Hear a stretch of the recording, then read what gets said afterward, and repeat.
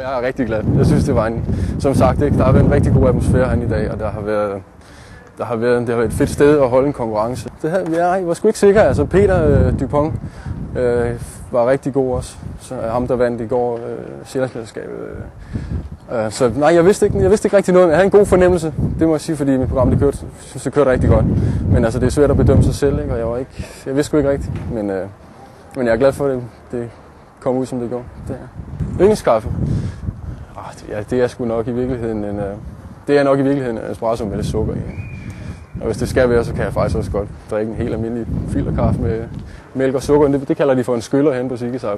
Sådan en kan jeg egentlig også meget godt. Ideen med signaturdrikken og smagsoplevelsen, ideen var lidt at få frugtsmagen i kaffen frem hos den, som drikker den. Det var en iskold kaffe. Bunden af glasset havde sådan en mango blend blandet med vaniljemarv og sukkerlag. Så en lidt sød frugtbund i virkeligheden. Oven på det havde sådan noget iskold oppisket espresso, som også var blandet med lidt vaniljemarv og sukkerlag. Ideen med det var så, at når man drikker det af de her høje, meget flotte shotsglas, som jeg har fået lavet til det, når man så drikker dem, så er ideen så lidt, at man først får den kolde kaffe ind i munden, og får en lille smule kaffesmag, der bliver efterfulgt, i og med at man bunder shotter, så bliver efterfulgt af den søde mangosmag, som så tager over.